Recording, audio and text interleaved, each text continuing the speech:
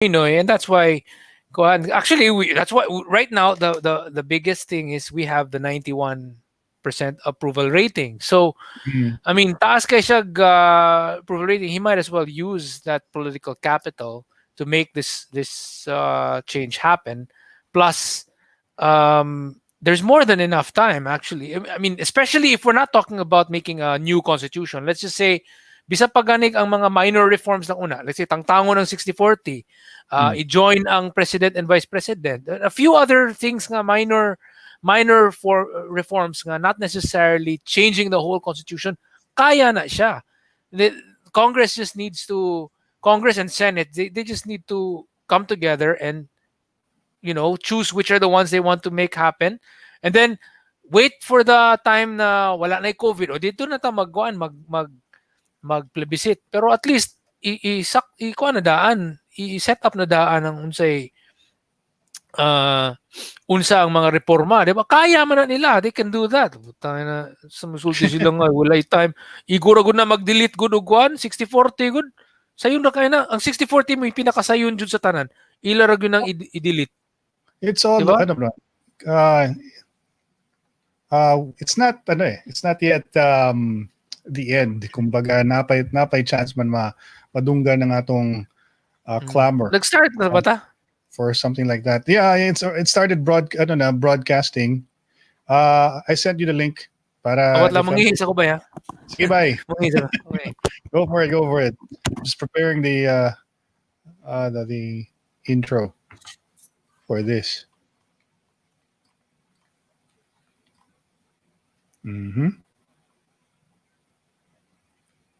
Nice to see all the early birds tonight. Nice to have Orion back.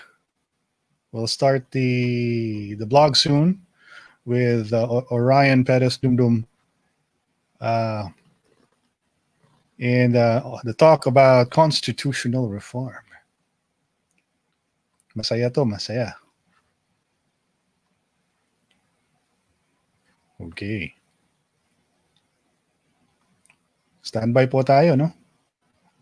Mag-uumpisa na po tayo sa ating palituntunan sa Istoryang Futbolero. Alright.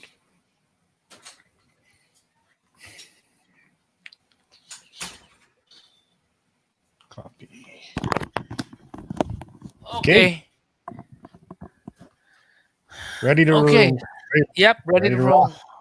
Yep. What an A. Here we go.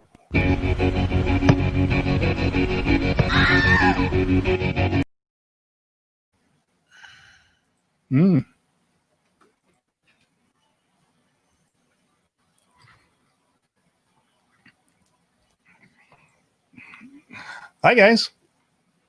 Welcome to Istoryang Futbolero. Surprise, it's been a while since we did our Friday edition with Orion Perez Dumdum, founder of Correct Movement. Si Orion kasi napaka-busy lately. Hirap hagilapin. Wala, may mga tawag diyan yung mga system migration ng kliyente. So wala, trabaho muna.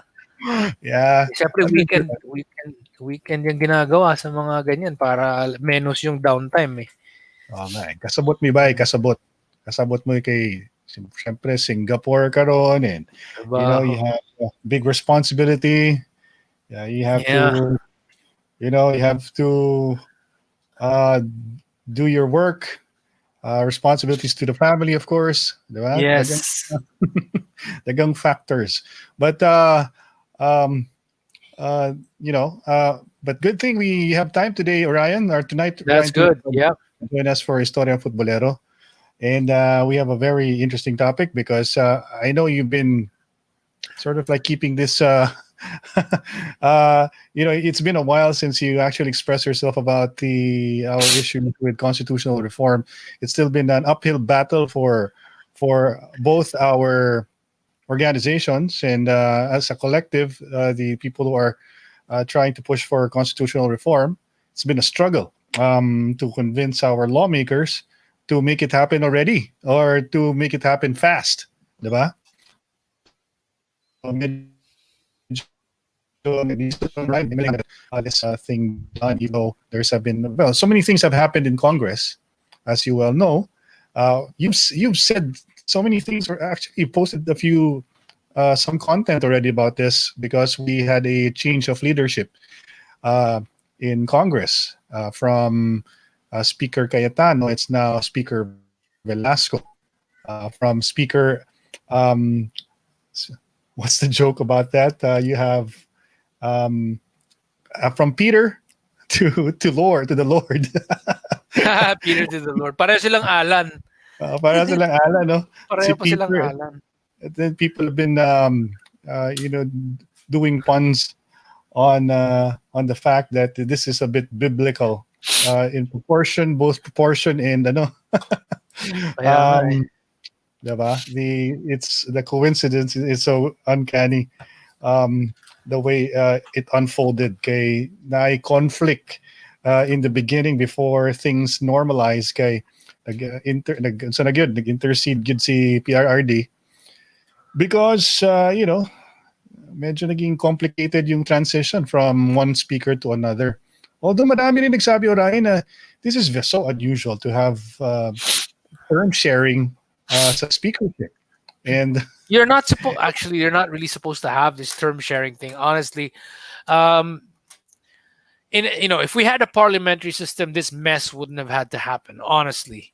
First of all, people would not really be wanting to become speaker. I mean, like, being a speaker in a parliamentary system, yes, it is actually a prestigious position, but you now, as speaker, are not able to hold any real political opinions anymore, because you become a pure referee. You cease to be a player when you are a speaker in a parliamentary system. Right. And that's because in a parliamentary system, the speaker is just an arbiter. He's just a referee between two sides. And on one side, you have the proposition or the government. That's the one that wants to do certain things, and they are the ones who also manage the government. They're basically the government, right? And then the other side is the opposition. So proposition and government, or opposition. So this one is the pro. They want to push an agenda, and the other one wants to oppose an agenda. So the speaker is in between. He's pumapagitna. Yeah. Diba? The speaker is the moderator. Oops, time's the up. moderator. Time muna. She's the one she's the referee, basically. So that guy does not get to set the agenda. The agenda is set by the government, by the majority. And that's the one that side is led by the prime minister. And then there is the opposition has the leader of the opposition. So there's basically a different way of doing things in a parliamentary system. People don't usually really want to become speaker. They become speaker because they already have they're good at they know a lot of things, but then maybe they're not the kind of people who want to push a certain agenda. So usually you don't become a speaker because you're the one who wants to push for certain changes to happen, or you have an agenda. You become a speaker because your colleagues feel that you're a really good arbiter, or you're a good middle guy person. You're in the middle. So normally, if you want to be a leader, you take on a very partisan stance. So you're you're obviously in one side or the other, diba? So players kayo, and then the speaker is not a player. So mali yung sinasabi ng iba eh, na I find that interesting. kapag nangyari to, I find that the interesting. parliamentary system daw. Yung description mo of how a parliament works is very interesting to me, especially what the job of the speaker is as part of the function of the speaker is quite different from a parliamentary system compared to a presidential system. Yes. And the reason why I find that interesting is because ultimately, if you really think about what's happening now in Congress, the speakership is a position of power. Yes. Compared That's to it's a position of power, and what is obvious to most people who are learned, or if not, who follow politics, if you are Speaker of the House, you're the third most powerful man in the country. Is it third? Yeah, I think you're the third most powerful man of the country. You have Uh, is Actually, fourth in the Philippines, because in the U.S. is the third. In the yeah, U.S. is the third. In the U.S. is the third. In the Philippines is the fourth, because it's president, vice president, right. Senate president, and then House The Speaker. Speaker But of in the the House. U.S., they don't have a Senate president. They have president, vice president, House Speaker, and then Senate president pro tempore. Senate Okay. president pro tempore is only number four. Mm, Why? Because the Senate president is actually the vice president. right. Yeah, in the tama. in Oo the nga, no? U.S., the Senate president is the vice president. Now, why is this a significant thing when you are in a position of power in a presidential system? Because ultimately, this is about how you can prolong your or how you can perpetuate the power that you yield or you wield, diba? So, ang nangyayari dyan, I think if you're like I said, if you're very familiar with what happens in politics, and how so much it is a chess game, how it is Machiavellian in no, in nature. Like there are so many things that are going on behind the scenes. That one thing that you can uh, definitely figure out is that during election time, or we are like approaching like a year and a half into 2022, diba? And 2 years Yeah, before the election, people are preparing already. As a matter of fact, when you talk about campaigns and you want to promote constitutional reform, it's more plausible for it to happen if it happens like early on in the administration's term,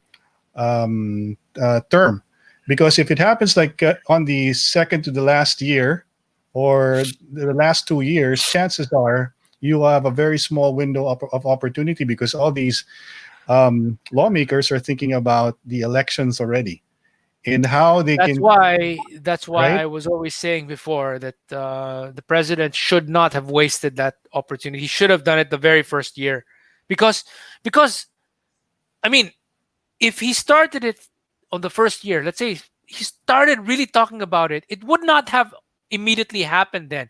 But he should have started the ball rolling in 2016, and then obviously it would have taken some time for it to, maybe 2017 it would have gotten set up.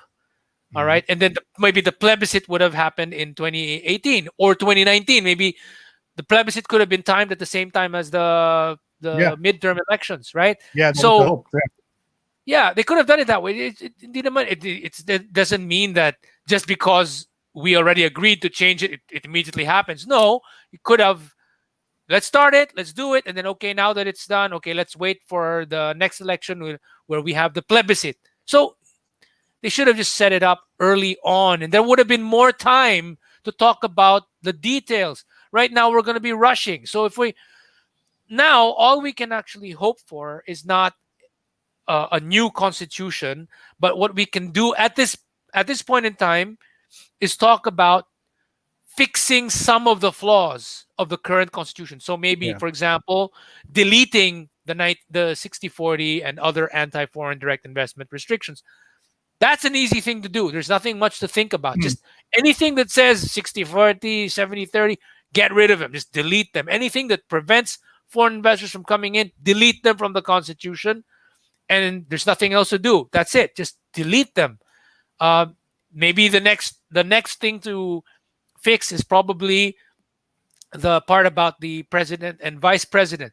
What you can do is easily just put them together. Say, the president and vice president need to be voted together.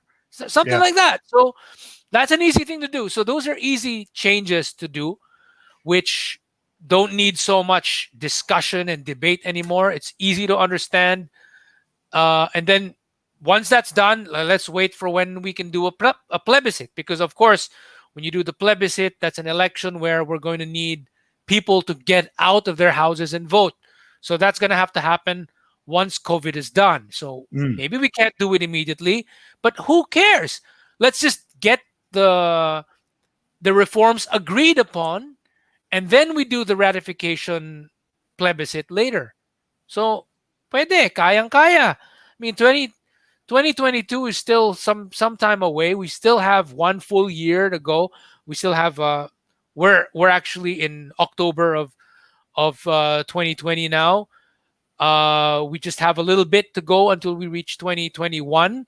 And 2021 has one full year. We can get stuff done. I mean, look, they were able to do it in 1986 when EDSA revolution happened in February 25, and then by February 2nd of the next year, 1987, they were able to get that 1987 Constitution ratified. I mean, they did it in less than a year. So if it's possible to do it in less than a year, why can't we do it when we still have actually more than a year? So I mean, it's possible. And we're not even talking about a new constitution. We're just talking about deleting stuff that needs to be deleted, fixing a few things, minor things that can be fixed. Let's do it. I don't buy this idea na ay wala nang oras eh. Kasi ganito wala nang oras. Come on, Yeah, guys. 'Di ba? yeah. The only people who are saying that are the ones who are not, 100% involved in in campaigning for this. The ones who are skeptical are obviously are the ones who are very vocal about not making it happen, because they think that, yeah, first of all, that adds to their argument that you don't have time anymore. I mean, but prior to that, they've been trying to stop it from happening by saying that, we don't need to change the constitution. We just need to change the actors who are in power. They're the ones who are responsible. We need more. We need better leaders. They have all sorts of excuses not to push for it, because they're very enamored with the constitution they supported back in 1987. Most of the time, the ones who are supporters of this are the ones who don't want changes are either they are one of the framers of the 1987 Constitution, or they belong to the opposition, who are still a moment of doubt for people who might be interested in supporting changes in the Constitution. They always say like, wala yan, ano lang yan, gusto lang nila ng nag-ano lang yung mga kongresista natin, gusto lang nilang pabain from 3 years to 5 years yung kanilang termino. Hindi talaga nila, ang self-interest lang iniisip nila dyan. At and then they will add a little bit of spice, or a little bit of, they'll make it worse by coming up with lies like, yung ano na yan, pag binago ang constitution, more Chinese companies will come in, they will buy out all the local businesses, and then they will buy our land, and the Philippines will be China owned. But that is not true, Ryan, diba? Hindi yan totoo. So may mga ganyan mga... It's totally not true. I mean, the thing that's really exasperating is how now everyone's talking about Vietnam. So everyone is now saying, look at what's going on in Vietnam. There's so many reports and videos now about Vietnam being the next miracle story of Asia, where they're all saying, look at Vietnam. Is this your post just recently? I think you posted something about Vietnam. Yeah, I did. Yeah, and there's a lot of other articles talking about Vietnam as well. Recently, I talked not just about how Vietnam has been progressing, but also how Vietnam has surpassed the Philippines, or is surpassing the Philippines in terms of GDP per capita, because they have been so open to foreign direct investors. They have been so aggressive in attracting and aggressively courting foreign direct investors and multinational companies to come over and please set up in Vietnam and hire our people. So they've been so open about that look at that, they're now featured as having gotten rid of the poverty problem that they used to have. A lot of poor people who were poor 20 years ago are now living, comfortable lives. Is So this what company was this, Orion, who moved to Vietnam and set shop in there's so Vietnam? many, man, so Was many. it? So But the article you shared was it Apple, Apple, right? Apple, Yeah. Apple is there. Apple has set up some factories there, and then you also have, I think it's Canon, and then there's Canon. I think also Intel is also set up there. There's several companies that were in the Philippines that moved to Vietnam because Vietnam offered a better deal. Mm. One way to talk about uh, Vietnam is that they are the supreme manunulot, susulot, nangaagaw. I mean, really, yeah, that's what they're doing. Nangaagaw. Yeah, it's Yeah, not beneath them to do nangaagaw something ng like that. girlfriend, nangaagaw ng boyfriend, 'di ba? 'Di ba? Yeah. Manunulot, gisulot, 'di ba? You know what's funny, Ryan? We just had this. I know we've still been going around though. We through Zoom, we've been speaking to some of our regional directors, some of the DILG personnel from all the different regions, just to talk about constitutional reform. Because we feel that even in government, not everyone knows anything about it. So Yeah, yeah. we're still doing the rounds, even during COVID, through teleconferences. In one of the teleconferences we had using Zoom, we were talking to DILG personnel from Region 3 and also different and people from different agencies coming from that region. And the assistant regional director mentioned something about certain companies like Mitsubishi, Toyota, moving out to the Philippines, leaving. I'm sure because Region 3 is like, is it Pampanga or Yeah, yeah, Pampanga, yeah? Tarlac, yeah, Mm.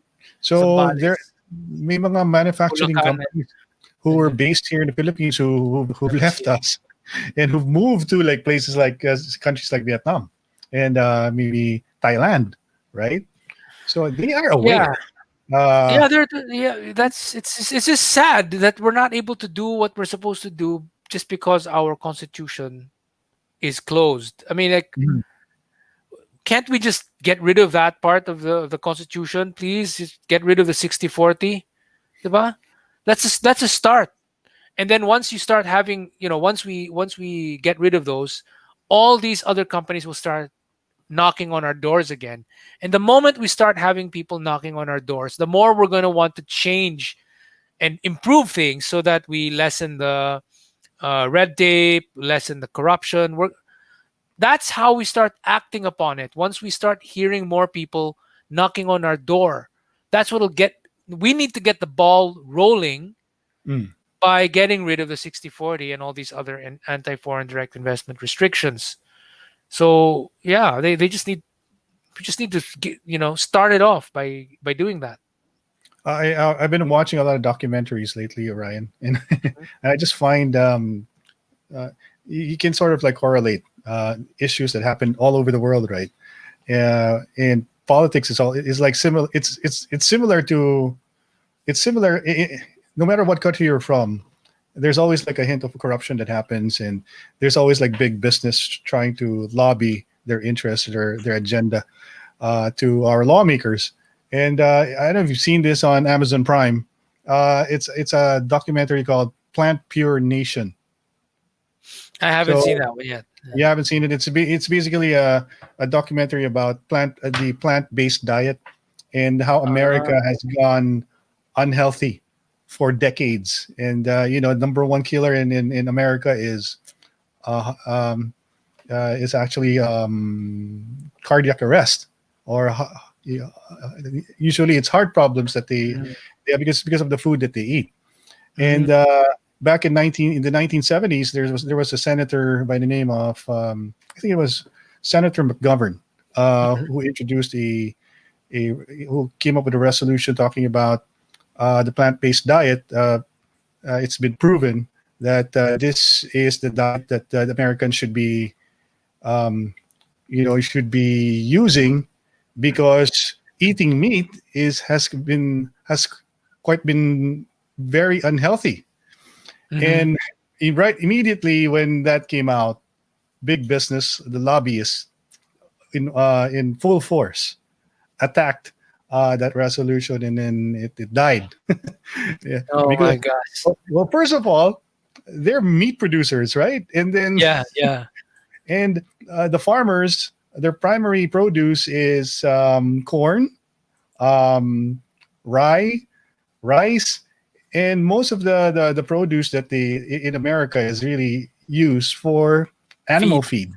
Yeah, Yeah, yeah. but what's happening there is because of the over dependence on even the United States government actually subsidizes the farmers to plant all these four basic produce, which is killing the environment and killing the Americans, their people.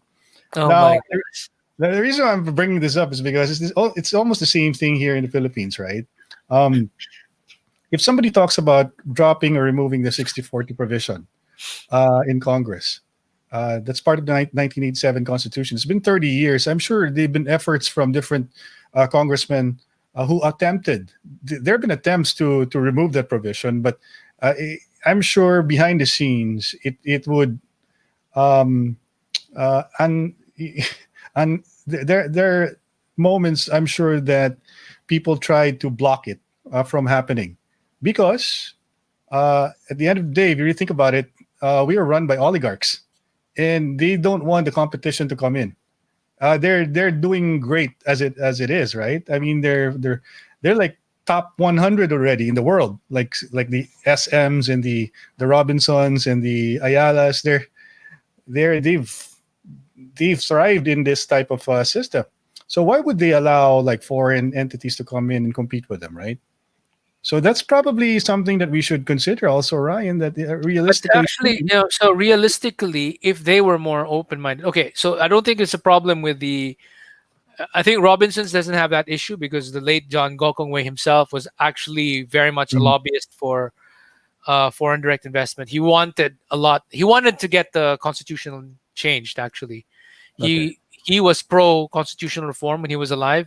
He said that no, we need to be open to foreign investors. He understands that when you have foreign investors coming in, it means more people will have jobs, and more people who have jobs will now have money to buy things from the companies that he owns. For Mhm. him, this is good for everyone. This is good for me. This is good for everyone. More people will have money to buy C2. More people will have money to buy Chippy. More people will have money to fly Cebu Pacific. So basically, as a businessman, when there are more people with jobs because of the foreign investors coming in, it's going to be good for everyone. And even if some of these foreign investors are going to be competitors, well, at least it's okay. It's going to force me to have better products. But my point is, uh, I can do something about it. So Mhm. basically, if you're a real businessman, if there's a challenge, then you take it. You accept that challenge. If there's another competitor out there, then you do something about it. So maybe come up with a better product, or if you can't improve your product, then lower the prices. Do something. Basically, there's something you need to do. But unfortunately, many other people are small-minded, so they see everything else as competition, and that they don't see that it's actually possible that when these foreign investors come in, it's actually advantageous to them as well. Think about it. Think about it. The Ayala Group, for example, most of what they do is land. Most of what the Ayala Group does is land. Mhm. And because of the current restrictions on land ownership, let's say we allow foreign investors to come in, but foreign investors still cannot own land. Um, there will be no competitors for real estate development. Okay, these foreign investors that come in, they will come in to set up electronics uh, companies, right? Electronics manufacturing. So they will need to rent office space. They will need to rent factory space. Who are they going to rent from? They're going to rent from the Ayalas. They're going to rent from all these other real estate companies. These real estate companies are going to make money off of these foreign direct investors who come in. So, if a foreign company comes in and needs to set up uh, factory, for example, they're gonna have to buy cement. They're gonna have to buy hardware supplies to set up their um, their factories. Where are they gonna buy all these things from? They're gonna buy them from the existing businessmen in the Philippines. So Mm. it's actually it's actually good for them. It's beneficial for them. But the problem is, some of them who are small-minded, they don't get that. They don't understand that. Oh, But they actually, they they it's like good to for them. have the advantage that they've been enjoying for decades, right? I mean, we have big companies on paper owning 40% of these well-known brands that came in the Philippines, but the truth, oh, well, yeah, they own 60%, even if they didn't really invest much on a company coming in, a foreign entity coming in. But that's easy money for them, right? Like if you see, like let's just say, um, if Walmart decided to come in, and then it will be partially owned by SM because they can't own it 100%. Let's just say that happened. Why would SM allow Walmart to own it 100% when they can get a share out of it, like a huge share for them to come in our shores? If they And, and, did, and this is the problem, right? The problem is they think that they can convince companies like Walmart to come to the Philippines. Well, that's the problem. They're yeah, not coming in. The companies are turned off by the 60/40. So they're not even coming in. They're preferring to go to other places instead. mm, So that's why the Philippines is very barren and doesn't have that many companies to begin with. right, So I think this is the biggest problem of the Filipino first policy of trying to be protecting the so-called Filipino businessmen. The government should not protect Filipino businessmen. What the government should try to do is to create an environment that is good for ordinary Filipinos, not Filipino businessmen, but ordinary Filipinos. And that those ordinary Filipinos, they're not all of them are going to become businessmen. Many of them are going to need to become employees first. mm, Later on, once they work for companies, they have savings. Some of them will become businessmen. That's what they need to understand, rather than saying, "Oh, we have to protect the current business." No, don't do that. Let's create opportunities for ordinary Filipinos, especially the right, poor Filipinos. Ensure that everyone at least has a chance to become an employee. Sooner or later, some of these employees will become businessmen by themselves. That's mm, what's happening in Vietnam. In Vietnam, people who used to be poor farmers, poor, basically poor peasants, right? They decided that, oh, look, I'm not earning much as a peasant, but there's now this company that set up this factory. I might as well work there because at least what they're paying me per month is much more than what I'm earning as a peasant or a farmer. So they went to the factories to work. They made more money. They were able to save that money. And some of them have become owners of restaurants or owners of some shop or right, something else. They became businessmen. So that's the story of that article that I posted, that because of so many companies, foreign companies coming into Vietnam, 20 years ago when they first came in, these people were poor, and then they started working for the factories, and then later on they had savings, right? They started to have savings. Husband and wife both working in the same factory or in different factories, but they both have jobs. They're able to save money, and sooner or later, that money that they saved, they could start their own business. But how can people even start a business if they don't have money to begin with, if they don't have jobs to start? So that's why we need to start first with employment creation. And that uh, means bringing in foreign investors. actually, I want to go back to the story I gave. I actually talked about that documentary about Oh yeah, plant the Poor- plant. Yeah, plant plant. pure nation, Yeah, because it's interesting when they did the experiment on people who tried the plant-based diet. They did it for like 10 days straight, and then the results were immediate. Like their cholesterol level went down, their sugar levels went down just by uh, consistently using a plant-based diet as part of the regimen for 10 straight days. And I can't help but correlate that with the constitution or the changes that we want to implement. Uh, Actually, it's very simple. You take it down, and I think the results will be immediate. Yeah, It's not going to be a slow burn. Like it's I not think going to be slow burn. Yeah, it's going to be people get immediate.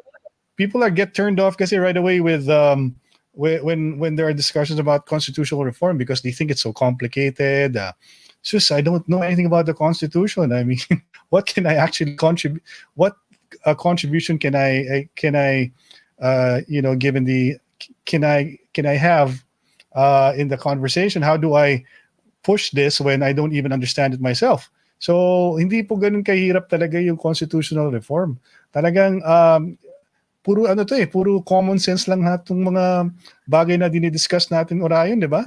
I mean, Kahit yung simpleng 60-40, tanggalin lang natin yung 64. Kahit yan lang muna. Sabihin natin yun lang muna ang babaguhin. Magkakaroon ng almost immediate effect yan eh. The moment na pag-usapan sa Kongreso na magkakaroon ng ganyan, tapos na ano na natin na tawag nito, na schedule na natin yung plebiscite, okay? Tapos nakita na parang mananalo yung yes vote na gustong baguhin, magsisikatukan na sa Pilipinas ang maraming mga foreign investors kahit hindi pa natatapos yung boto ng plebiscite. Basta nakikita nila, uy, mukhang mananalo na to. Pumuesto na tayo ngayon, kumatok na tayo sa Pilipinas. Uy, pwede bang mag-i-inquire lang? Magkano ba mag-set up ng ano yung mga taxation nyo? Magtatanong-tanong na sila. And the moment you start having that, nagkakaroon na ng mga job openings. Kasi usually, yung mga companies na yan, before they even really start, nag-hire na sila ng mga 1 or 2 staff, yung mga runners nila. Nag-hire na sila ng mga tao na pwede kang mag-hire kami ng taong taga-research para sa amin. Yung mga ganun-ganon. Mag-hire kami ng tao na pupunta sa DTI, pupunta sa SEC, mag-ano kayo, meron kayong gagawin mga paperwork. Parang immediately may mga trabaho mangyayari, magsisipasukan just because na-announce na natin na magkakaroon tayo ng pagbabago na tatanggalin ng 60-40. Simpleng ganun lang, magkakaroon na agad ng almost instantaneous na resulta. marami na tayong mga messages here, Orion. Let me read some of them. Si Lawrence Chua, member of Correct Movement, sabi niya, I'm curious to hear your thoughts about the 10-point agenda of the proponents of the revolutionary government. Hindi ko pa nababasa yung exact ng 10-point eh. Hindi ko pa na i-share mo na lang, Lawrence, para mabasa namin. Si Dominic Solpico, sabi niya, ang daming galit sa RTL. Legit ba talagang maggalit sila? Okay. Anong RTL ulit? Yeah, we'll go back to that. Dominic, let's read some of the other messages here. Mike Chael Apolonio, madami ding mga government employees na ayaw mapalitan ng bulok na sistema kasi makikinabang sila sa mga pandaraya nila gamit ang pera o buwis ng taong bayan. Tama yan na, Orion, kasi meron ng marami nang yumaman sa sistema na to. Ayaw nilang mawala yung advantage na yun kasi pag binago yung sistema, syempre panibagong na to, palusot ang gagawin kung how will I circumvent again these rules, di ba? Ganon yung utak ng tao eh. So bakit pa namin babaguhin? Ano na to sa amin? Swak na sa aming agenda to. Si Sally Costales, request an audience from Sarah and BBM. Bongo. Yeah, if we get the chance, why not, di ba? Sabi ni Gabi Lacson, more people will have more money to keep them away from extremist ideologies and hard drugs. Yes. Yung ating mga systemic problems, Orion, like yung ating drug problem, yung ating pag-dissolve ng ating mga pamilya dahil syempre yung mga parents are moving abroad to earn more para masuportahan yung mga pamilya nila dito. Ang nangyayari daw dyan, I don't know if this is prevalent kung maraming apektadong pamilya na ganito, ay yung mga anak na naiiwan dito dahil walang parental care ay nalululong sa droga, pinapadalang pera ay ginagastos sa kung ano-ano, hindi nag-aaral, at napapalayo sa sa tamang gawain. So may mga ganong instances that results to the problems happening in the most basic unit of our society, which is the family. And just because we can't find decent jobs here, and the so-called brain drain na tinatawag natin, Ryan, we've been talking about this for quite some time now. Like somebody as brilliant as you working in Singapore, diba? I mean, you wouldn't probably move to Singapore if you had better opportunities here in the Philippines. Yeah, Diba? yeah, that's true. That's true. Yeah, we should talagang I think we should recognize that. Unfortunately, our lawmakers kasi they don't look at it that way. It's really about, like I said, yung ating mga some I'm not saying all, but kasi marami ring magagaling na tsaka mabubuting tao sa gobyerno. Meron talagang iilan diyan na may meron silang advantage talaga in having this type of system. Because first of all, it being centralized is a problem altogether, di ba, Orion? I mean, because like sabi ko nga parate, ang presidente, iisa lang siya. Hindi niya pwedeng bantayan lahat ng tao sa gobyerno. Kaya nga eh. Diba? So even if he wanted to make sure that everything is being done correctly, he won't be able to do that because we're talking about thousands and thousands of employees. So we're left with leaders in these agencies who are probably incompetent, probably who are there because pinagbigyan dahil they are allied to somebody or malakas siya sa isang tao in power who can appoint people. And who suffers? The Filipino people, because they don't know any better as well. And the system that's in place prevents them from finding or discovering real honest to goodness people who should be working in government. Diba, Ryan? Yes, ikaw na nagsabi niyan, ang parliamentary system kasi it encourages the ones with the brains, the right qualities to be part of government to come in. With the presidential system, it's all about pageantry. So, sinong sikat? Who's winnable? Sino yung sikat? Sino yung malakas? Sino yung may merong mga malaki, yung maraming pera to influence others, di ba? They come in with the intention of making sure that their business grows even more. Mayaman na sila, gusto nilang i-control yung wealth nila by being in government. So paano ka makakita ng any changes in government if the system is kumbaga cultivating this type of mentality among our lawmakers? So, but the problem, Orion, is it has to go through these same people for changes to happen. So yun yung we have to force them. We have to really, really force them now. I think that's the thing. Is there a way for us to have people, basically gather en masse sa may Senate area? Kasi yung Senate, especially the Senate, kasi yung Senate, yun yung pinaka medyo pasaway yun yung pinakaayaw. Yun yung pinakaayaw ng reforma eh. So yun yung dapat 'di ba? Dapat may mga dala ng baseball bat ang mga tao. As in, may iba kasi doon ang ang kinakatakot nila.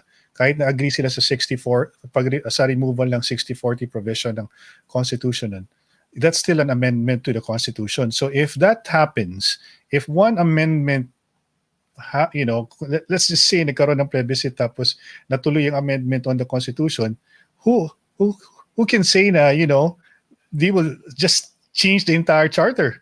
No. So okay. So according to other, there's been several suggestions on how that's done. So Enrile himself actually said before, we can now pass a resolution that says, in 2 months' time, para bang they pass a resolution in Congress that says, in 2 months' time, we will tackle the amendment of the Constitution, but it will be limited only to this, and this. You see my point? Yeah. So So when you say that, then that means you cannot do anything else. So if you said all we're going to do in this particular round is just tanggal 60-40, tanggal anti-FDI restrictions, what's the worry? Diba? Why are you going to be worried? Kasi that's what the resolution said. So yun na yun. Diba? Paano naman, Orion, let's just, diba? Kasi we have to ground it to reality. Yung when you lobby with a congressman, you cannot take away the propensity of a congressman to think in terms of what's in it for me. If you What's in it for them very clearly. If we include, for example, removal, they will agree with this. Remove term limits. Remove term limits. That's good for them because if they are good anyway, they will continue on. I mean, term limits were not good for anyone anyway. It just bred more dynasties. Diba? I mean, kaso honestly, kaso ginagamit ng opposition, Orion, yung term limits as a bad word, parang to discourage people from supporting it. Sinasabi ka kanila. No. That's why what we do, our job here is to spread the word spread the knowledge, spread the facts, spread the data that proves that getting rid of term limits is exactly what we need to do. Because when people are easily, ang problema kasi sa maraming Pilipino, uto-uto eh. Maraming Pilipino, uto-uto. Paulit yung sinasabi, term limits are good. Huwag niyong tanggalin yung term limits kasi mabuti yung term limits para sa atin. So naniniwala ang mga ugok na puro ignorante at walang alam. Pero kapag prove natin, ayon sa kay PhD na si doktor ganito, doktor ganyan, doktor ganito, o tingnan nyo, ito ang datos. Here are the facts. May kita na, oo nga pala, masama pala ang term limits. Tingnan nyo ang nangyari. Nung nagkaroon tayo ng term limits, dun dumami yung mga makamag-anak. Yung hindi na siya pwede kasi tapos na yung kanyang three terms eh. So, hindi na siya pwede. Pero sayang naman dahil ang daming mga supporter. Si kapatid na lang niya muna ang magra-run para doon. Total, if transfer ko yung mga boto ko, yung mga supporters ko, doon sa kanya. Iboto niyo siya ha. And samantalang ako naman, doon ako sa ibang posisyon magra-run. Ano nangyari? Fat Dynasty. Diba? Kung walang term limits, kung pwede yung paulit-ulit kang nagra-run, edi siya pa rin. One person will continue to just run for the same position as long as he's good. As long as he does a good job and people continue to support him, then there's no problem. May point ka dyan, Orion, kasi dahil sa term limits, because they want to continue the work, they are willing to compromise the quality of work by having like a relative come in.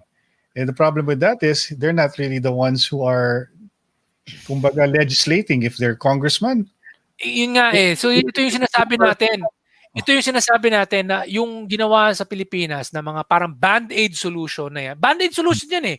Yung nagpataw sila ng three-term limit na pagka third term, pagkatapos niyan, hindi ka na pwede. You have to run for another position or not run or So ang ginawa nila, okay, yung workaround nila is di si asawa ko, si Mrs. ang magra-run. Parang ganon. 'Di ba? So walang stupid din eh. Kasi kung nag-isip ka, yung mga nag-isip ng ng mga provision na yan sa ating batas. Nakita naman, ang tagal na ring na-test natin yung yung 1987 Constitution, medyo 3 decades na rin, 30 years na rin yan in place. Dapat ang tanong mo, the most practical thing to do is ask questions, right? Ask very important questions. Did it help? Yung mga provision na yun, nakatulong ba sa sa ating mga problema sa politika? Yung dating 1935 Constitution, nung wala pang term limits, ang nangyayari doon, dahil pwede kang mag-run ng mag-run, sa isang pamilya, isa lang ang politiko. Dati ganun ha. Dati ganun. Kapag natapos na yung term nung, kunyari, pagod na si tatay, siguro, yung anak, ipapasa na niya sa anak niya. Pero siya, ano na siya, he's already retired na. Kasi nag-retire na siya eh. Quits na talaga siya. So, pag nag-quit siya, doon na, pasok na yung anak niya. O, sige, pero one line. Para kumbaga, hindi siya sabay-sabay. Ang nangyari dahil sa 1987 Constitution, doon dumami yung mga sabay-sabay. Yung mga, after 27 years, instead of having originally one politician in 27 years, siya pa rin. Okay, in one family, there's only one politician. Because of the 1987 Constitution, in 27 years, one family na dating isang politiko lang, naging 3 politiko na sila. Oo. Bakit? Tapos naging part ng kultura sa politika ang placeholder na approach. Yung sige, silagay mo muna si diyan. Yung tito mo. Muna siya. Ganun. So, ito, i-trace natin ang nangyari. So, si Juan, yung senior, si tatay nag-run siya as mayor, 'di ba? Tapos nung nag-mayor siya, 3 terms, 'di ba? 3 terms. 3 years, 3 years, 3 years. 9 years, nung natapos na yung kanyang 9 years as mayor, hindi na siya pwede mag-run.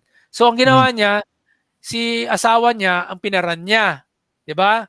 So pinaran niya asawa niya, tapos siya nag-run na ngayon siya sa ibang posisyon. Nag-run siya kongresista. Okay?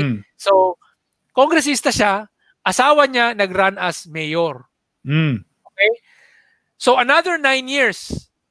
So, sabihin natin, nag-9 years siya as congressman. Di ba?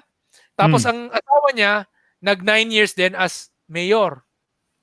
Pagkatapos ng 9 years na yan, so 18 years na in total, hindi na siya pwedeng manatili dun sa pagiging kongresista niya dahil natapos na yung kanyang 3 terms as congressman. Kinakailangan na niya mag-run ng ibang posisyon. Nagsenador na siya. Yung kanyang asawa naman na dating mayor, natapos na rin yung kanyang 3 terms na 9 years yun. 3 years, 3 years, 3 years. So, tapos na yung pagiging mayor niya. Siya ngayon ang nag-run sa pagiging kongresista. Di nabakante na tuloy ang pagiging mayor. O sino ngayon? Si Junior, anak. So, 3 tao na. So, after that 27 years, 3 tao ang naging politiko sa pamilya. At pagkatapos ng 27 years, magkakaroon pa sila ng pang-4 na tao. Ganun kasimple yun. Hindi, alam mo, example ng kung gaano kagaling ang Pilipino gumawa ng palusot o paano ipaikutan ang batas. Yung ating pinaka-example dyan, na magandang example, ay ang party list system. Oo. Diba? Yung party list system, I'm sure yung framers, maganda yung intention para sa party list system. Kumbaga, proper representation of different sectors of society should be yun yung purpose nun. I mean, the farmers, the teachers can be represented through a party list system. Anong ginawa ng ating mga politiko? Kailangan mo rin ng pera para, di ba, magpatayo ng iyong party list system. Ng inyong party list. At pag nagkampanya ka, medyo may pera din kailangan. Sino rin pa rin ang nakinabang doon? Hindi yung mga politiko na kumbaga sagad na yung mga miyembro ng pamilya dahil yung iba tatakbo na for mayor, for congressman, yung mga hindi makakatakbo for the regular positions, sila yung magpa-party list. Oo nga eh. Gagawa sila ng kunyari party list ng mga let's say mga tubero. Party list ng mga tubero. Ito naman party list ng mga kartero. Party list ng mga taxi driver. Tapos yung mga kailang first first candidate, yung tawag doon sa ating mga party list na yung tinatawag na first nominee. First nominee, yung mga kanilang nominees usually hindi naman talaga actual tubero or actual. Oo nga, yun nga eh. Hindi nga eh. Diba? So, doon pa lang talaga, Orayon, bakit hindi nila nire-review or pinapag-aralan uli ang konstitusyon? Na parang, teka muna, Sa ilang 2020 na ngayon. Yata tayo, roll back natin. Actually, Oh, yan ang problema na ang mga taong gumagawa niya, puro lang mga mambabatas lang na lawyer. Na halos wala sa kanila ay mga engineer, computer scientist, yung mga yung mga IT. Kasi kami sa IT, dahil sa sistema ng IT puro testing, ite-testing mo muna isang bagay bago mo gagawin. Right. 'Di ba? O kung hindi gumana, i-roll back mo. Pag pumalpak pala, i-roll back mo. Ganon. At saka ano kayo, 'di ba, sa IT, Orion, kasama part and parcel of your mindset as a IT professional is there will be changes along the way because merong mga bagong teknolohiya. May mga bagong, 'di ba? So you have to update yourself all the time. And the same, so, for example, one of the problems is yun nga, so ang dami nilang meron silang mga intensyon, 'di ba? Na ito gusto nating gawin ito. Tapos pero hindi nila iniisip, hindi nila think through yung possibilities. So sa IT, we have to overthink a lot of these things na posible pag ginawa mo ito mangyayari. And sometimes even if you overthink, it will not work the way you expected it to work. So if that happens, you have to roll back. Problema sa Pilipinas, nandyan na ganun na So ituloy pa rin natin. Parang what? I-roll back natin yung kailangan i-roll back. Hindi nga gumana Nilagyan ninyo ng term limits na dumami tuloy yung mga dynasty. Ba't ngayon ayaw nyo nang tanggalin? Ang gusto nilang gawin, hindi nila tatanggalin daw yung mga term limits. Gagawan na lang nila ng dynasty ban. Putya. Parang puro tatakpan mo yung mga tatapal-tapalan mo, iba-band-aid mo yung iba-band-aid. Magba-band-aid ka, magkakaroon ng problema, lalagyan mo na naman ng bagong band-aid na pantakip doon sa problemang na-cause ng unang band-aid. Yan ang problema nila. Hindi sila scientific mag-isip Di ba? So yan ang kinaiinis ako sa Philippine society kasi is dominated by the lawyer-only mentality. Right. Nakakainis nga dyan. Ang kultura nga ng Pilipino, nakita nila isang taong maraming alam, matalino, akala nila ang tawag sa'yo, attorney. Ilang beses ako tinatawag na attorney. I'm sorry, hindi po ako attorney, hindi ako nag-aral ng law. At medyo galit pa ako sa lawyer. Sabi ko gano'n. I mean, punto ko, dapat baguhin yan Hindi. Pero yan ang problema ng Pilipinas. Kasi ang nangyari sa Pilipinas, ang pagiging lawyer ay one of the only ways na kumita ng maraming pera. Bakit? Kasi walang tunay na trabaho. Dahil ginawang anti-foreign direct investment restrictions hindi masyadong maraming mga kumpanya. So ang nangyayari, saan nagkakaroon ng mga ng pera? Sa pagiging lawyer. Na ang hinahanap mo paano ka makakalusot dito sa mga ganito, mga titulo, land titles, yung mga ganon-ganon. Right. Doon kumikita ang marami. I mean, no offense to lawyers. I know there's a lot of good lawyers out there. So, ang point ko, ang galit ko kasi yung mga abogago. Yung mga ginagawa nila panloloko lang, 'di ba? Dapat talaga yung trabaho nila yung guilty gagawin nilang ipapamukha nilang inosente ang guilty, 'di ba? May point ka naman to Orion kasi dapat nga 'di ba naturally if I'm sure the president had that in mind when he formed the Constitutional Commission yung 'di ba?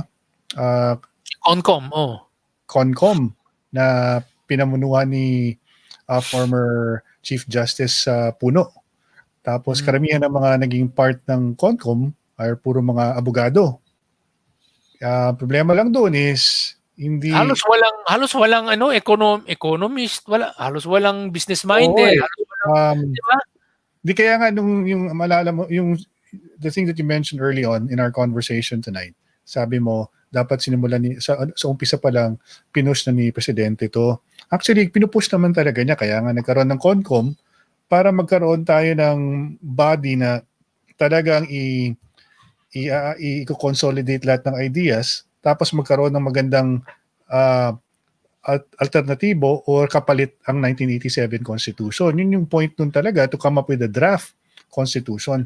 Ang problema lang doon, Orion, hindi talaga lahat na consult, hindi lahat na nakausap kasi parang naging naging mas more on, this is just my opinion, baka hindi naman ganun yung mindset ng mga tao who were part of the CONCOM, but it would appear na parang it became a legacy thing na okay, this is our thing ha. Lahat tayo, mga abogado tayo magano tayo. Tapos yung mga wala daw consultation nangyari sa other agencies of government. Walang consultation I think medyo very minimal lang yung consultation with the private sector as well. Na dapat who should be part of it. Actually, yung pinakamagandang idea sana doon, Orion, when it started, dapat binuksan nila sa publiko yung yung mga debates, mga discussions on. Kaya nga eh. Di ba? Di dapat naging naging open, nagkaroon pa ng interest lalo ang publiko dun sa proseso na pagbabago ng ating konstitusyon. You know, to be honest, one of the things I really feel bad about is the fact that sinayang yung trabaho na ginawa nung CONCOM ni GMA. So we already had a relatively good draft there. So why not, instead of starting from scratch, why not make use of that as a basis and have maybe a team, maybe the same team and plus a few more to improve on it. So kumbaga parang imbis na nag-start from scratch sila, ginamit na nila yung magandang ginawa nung time ni GMA 2005. So, di ba? Orion, yung lately nga, dahil nag-iikot rin kami sa mga ibang rehiyon para pag-usapan ng constitutional reform, parati ko talagang nadadagdag sa conversation is ang kakulangan talaga ng gobyerno ngayon wala tayong hindi kagaya sa private sector, di ba? Pag pumunta ka sa Amerika, ang modern way of management style ng karamihang mga, lalo na mga di ba, mga tech companies is collaborative. Di ba? May collaboration talaga. That's the most, kumbaga, it's a premium for a company to have people who will collaborate with each other. Na talagang, tulungan talaga. Pero dahil sa gobyerno, yung kultura sa gobyerno, iba eh. Parang sino ba who's gonna take who's gonna take the lead? It's always like who gets to get the credit from all this. Napapangunahan kasi Orion yung yung ego bago yung actual objective of the entire process, diba? It was about changing the constitution, about what will be good for the common people. But hindi ganun na nangyari. It became more of a legacy thing. Sino ba ang di ba? Imagine if natuloy yung CONCOM draft at nagkaroon na tayo ng bagong konstitusyon, syempre sila doon? Dib sila doon meron kagad silang bragging rights na, oy, kami yung framers ng bagong konstitusyon ha.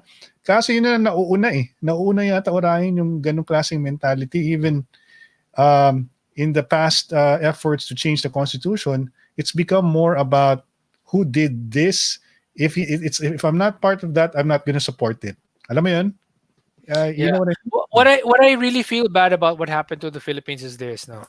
In 2005, when GMA had her CONCOM, they had really good people there. They had a relatively good draft that was set up there. Kasama dun si Dr. Clarita Carlos, si Dr. Abueva, sina Carmen Pedrosa, sina Sir Lito Lorenzana. Nandun sila, they were part of that group, okay? And they came up with what I consider to be a really relatively good draft. Now, the problem at that time is we did not have social media then. All we had back then was mass media, which was very anti-GMA. Okay? No. So, during that time, ang daming sinasabi nila, masama ang chacha, it's bad, ganyan. So ang daming mga tao na mangmang, walang alam, oo nga, no, masama yan. So, nadala sila. So, the mood at that time seemed to be anti-constitutional reform. This time, in 2018, ang daming taong pro na sa mga reforma.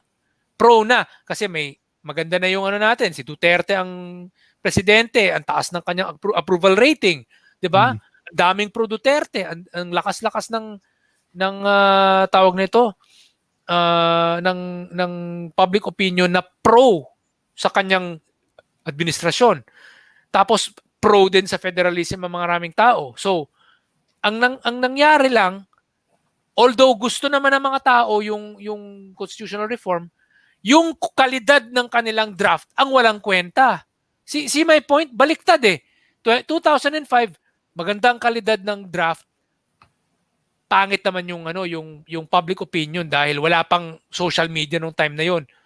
This time, pagdating ng 2018, maganda yung public opinion, pro naman sa mga reforma, pangit naman yung draft. So, wala talaga. Yeah. 'Di ba? Sayang eh.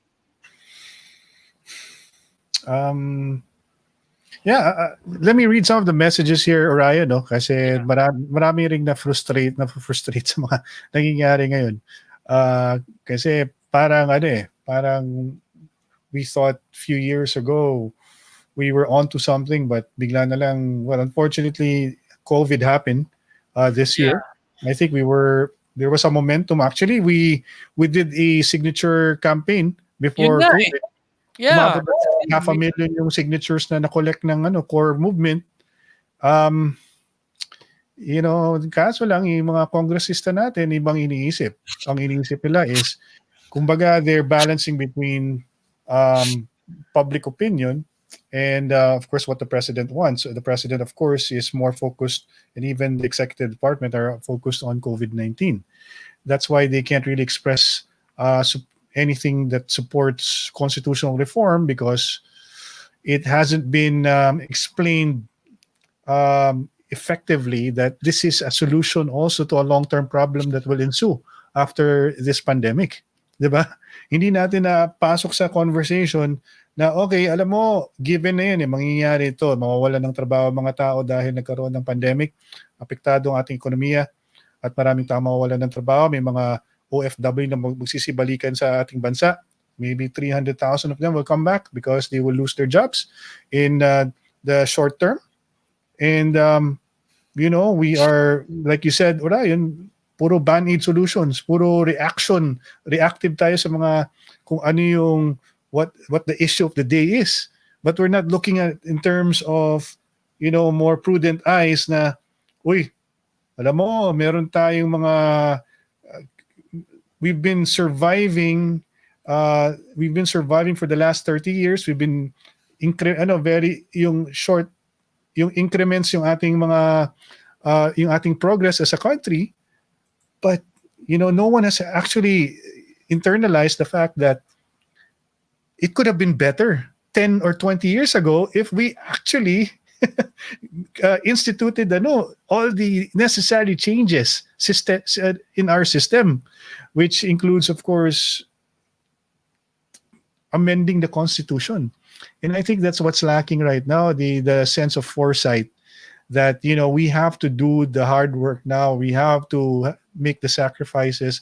We have to make the unpopular decisions now, which the president is very good at. Diba? Remember Boracay? People were saying na, oh no, don't do that. You can't do that. Boracay is you shouldn't touch that because we're billions of pesos. We will lose billions of pesos in tourism revenue, and then people will lose their jobs. But the president said, no, it's a cesspool. We need to fix it. And now it's fixed. It's cleaner. It's better. Way better than before. Oh, now yun, short term kasi tayo mag-isip yun eh. Like yung mga batikos nila with the Manila Bay rehabilitation. All they see is the dolomite. I mean, the all they see is this is just beautification. It's very temporary, but ultimately they're not really. If you really think about it, the opposition, the ones who are opposing it, are not really looking at it in terms of the bigger picture. I mean, the DNR has a plan in place, and it's not solely based on dolomite. Yeah. Or beautification. If you really think about it, the dolomite itself, my argument to that would be, look, medyo may mga dumi na pumasok sa dolomite. Pero imagine before, pag may ulan, puro basura na yung part na yan ng Manila Bay. Ngayon, majority, dolomite lang nakikita mo, may mga konting dumi. Diba? So it did its job, right? Yeah. If you really think about it. So Ryan, I think we have, because our lawmakers are so they're so dependent on public opinion because they want to stay in power. Obviously, they want to be the name of the game is popularity. So you have to do things that are popular.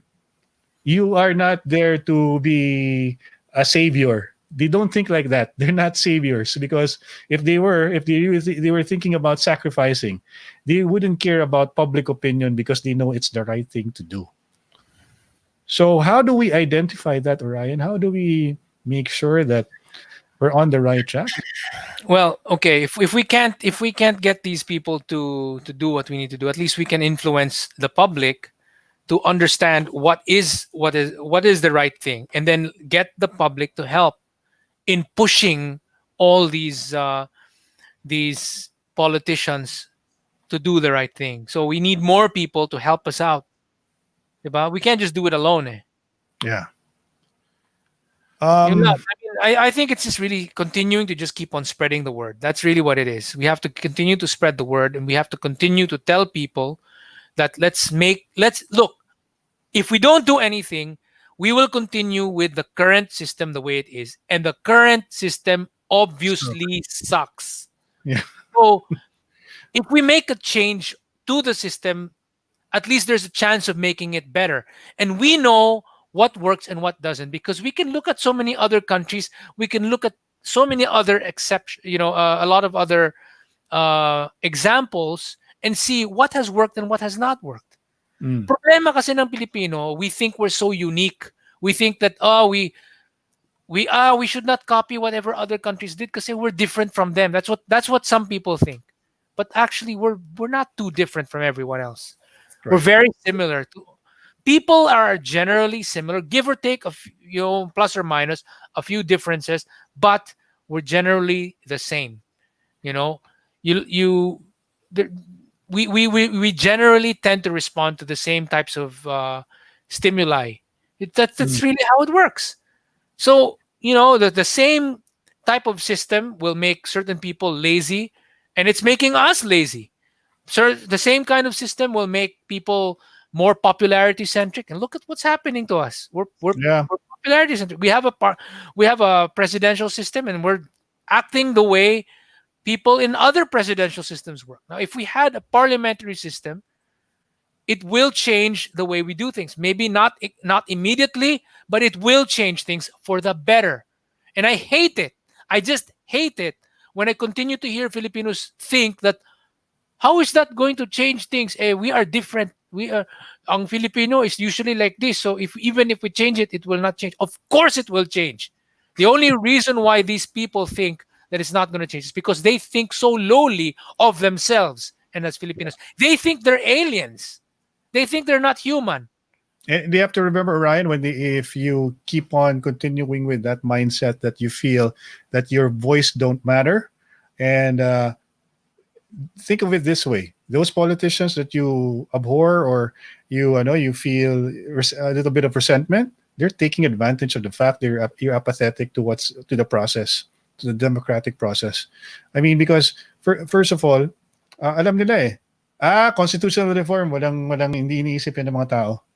Inisip nila ngayon mga short mga short fix lang, like ayuda, lahat mga ganyan lang iniisip niyan. Pag constitutional reform, wala yan. So yung politician mo, doon pa lang alam mo na kaagad kung ano yung kailangang agenda. 'Di ba? Kasi if they're up to if their intentions are sincere, that they're there to serve, matagal na dapat nangyari itong constitutional reform, Orion. Oo nga eh. Diba? Kaya nga eh.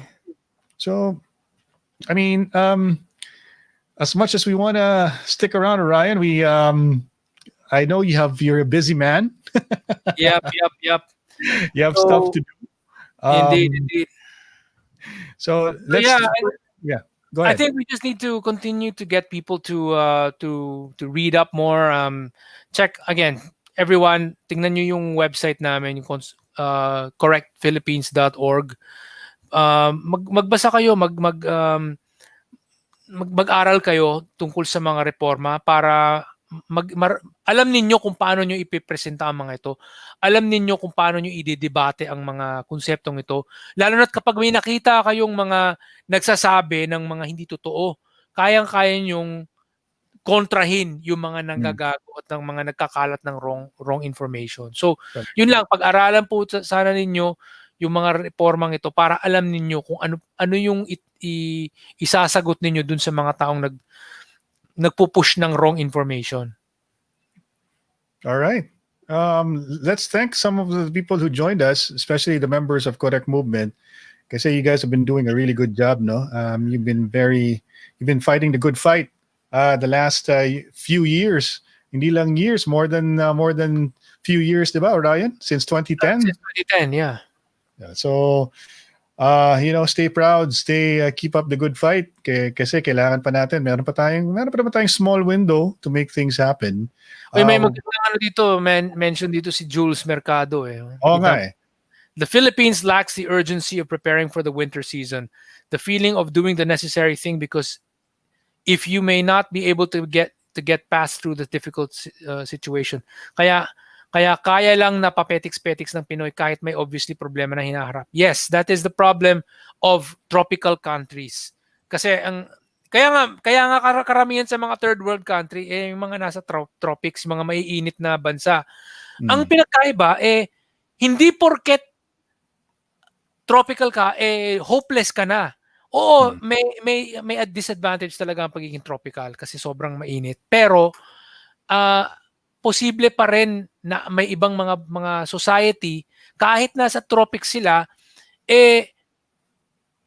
ginagaya naman nila. So you cannot be an original thinker sa tropics. Maybe yung bang magiging Einstein ka on your own yung ganon. But you can learn from Einstein. You can learn from societies that are in the cold countries. You can learn from them. And in the case of Singapore, for example, which is a tropical country that was also poor, they really learned as much as they could from other societies, so that now, even if they are a tropical country with all the disadvantages of being a tropical country, they are able to become among the top countries in the world na ang kanilang mga kakompetensya doon sa top yung mga malalamig na bansa. Right. So, I mean, naturally speaking, yes, it is true na kapag may winter, napupuwersa ang mga taong magtrabaho. Tapos pag nasa tropical, nagiging petiks. Pero right now, it's possible for us to change the way we do things para, okay, gayahin pa rin natin kung ano yung ginagawa ng iba. Di ba? So, di ba? Tama, Orion. Talagang I'm all in agreement to what you just said there. At saka if I may, gusto ko rin idagdag na kung gusto nyong tuloy-tuloy itong mga pagbabago na nangyayari during the Duterte administration, I'm sure you guys are happy with all the bigla na lang na fast track lahat ng development. Like for example, the build initiative ng administration, it's bearing fruit. I mean, things are happening in Metro Manila. I mean, transportation is going to improve. 10 times more than what it used to be. So, isipin mo, by 2022, magkakaroon na ng at least yung subway, yung first stage ng subway system ng Metro Manila will happen, and then you have all these magiging interconnected na lahat yung train system natin. So ito mga development that's been happening can even be better, and nakasalalay talaga yung continuity sa mga pagbabago sa ating sistema kasi we're very dependent on a good leader. Paano kung wala ng PRD na susunod sa kanya na the same ang qualities ng leadership? O kulelat na naman tayo, balik na naman tayo sa dati. Diba? Kaya mahirap. So we have to talagang dapat ma-safety natin yung ano talaga natin, we have to create for the long term, we have to really set in motion and set it has to be in place yung systemic change before 2022. So, Ryan, let's thank the people who joined us, the members of the Correct Movement. Like I said, si Gabby, Nikki, sila Jules, Lawrence, Julio, thank you so much for joining us. Si Jerome, Melvin, Dominic, Angelo, Ronald, daming sumama sa ating conversation ngayon na Orion. Si Ian, si Kenneth, Gabby, Paul, and sino pa ba nandito sa ating group? Si Melvin and so many other guys who took part in our conversation. Si Nielsen as well, Nielsen Obligar, and Susie. Yon. Salamat guys. Thank you so much for joining us.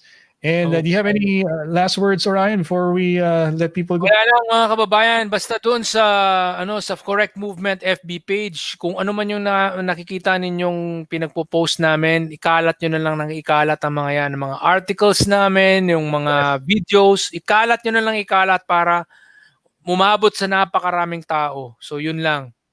Tsaka huwag nyo kakalimutan ng core. Bukas ng umaga yata, hindi ako sigurado kung umaga or hapon, check na po yung Constitutional Reform Facebook page. Dahil merong finals na tayo, Orion, hindi ko alam kung if you're familiar that nagkaroon ng grand debate, national debate on constitutional reform. Yes. So I think it's Region 7 versus Region 9 tomorrow in the finals. So okay. Tayo, please do watch the live streaming of the finals of the grand debate on constitutional reform tomorrow. It might be tomorrow morning. Check out the Facebook page, Constitutional Reform, on Facebook. So yun. And before we forget, make sure to follow the basic health guidelines set by the DOH and the DILG. Hindi pa po tapos yung ating laban against COVID-19. The only way we can get things back to normal is if we follow, for the meantime, until we get a vaccine, please follow the basic guidelines of the government, which is bida ang may disiplina, bawal ang walang mask, isanitize po ang ating mga kamay, huwag natin kakalimutan, distansya ng 1 metro at alamin ang totoong impormasyon. Di ba, Orion? Bawal ang fake news. Bawal ang fake news. At saka, always check the page of Correct Movement. At marami po tayong mga materials that you can read so that you'll be more informed about constitutional reform. So Ryan, thank you so much. Nice to see you again, man. Thanks, man. Thanks for having me. So we'll see you again next Friday. Okay ka ba next Friday? Okay naman siguro ako. Wala na, tapos na yung mga migration na yun. So, ayaw kahit patatubay. Grabe po ka, oy. Ha? Sobra, dagan na kay kwarta. Sige, nagtrabaho.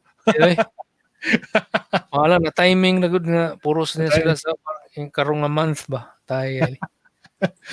So yun, don't forget yung educational materials, basahin po ninyo over the weekend if you have the time, so that next Friday pagbalik ni Orion, marami tayong mapag-usapan on constitutional reform. Di pa tapos yung laban, tuloy-tuloy lang po para talaga tuloy-tuloy ang ating pag-unlad para tuloy-tuloy ang pag-unlad ng ating bansa. Ryan, good night. Okay, thank you. Good night, everyone. Bye. Good night.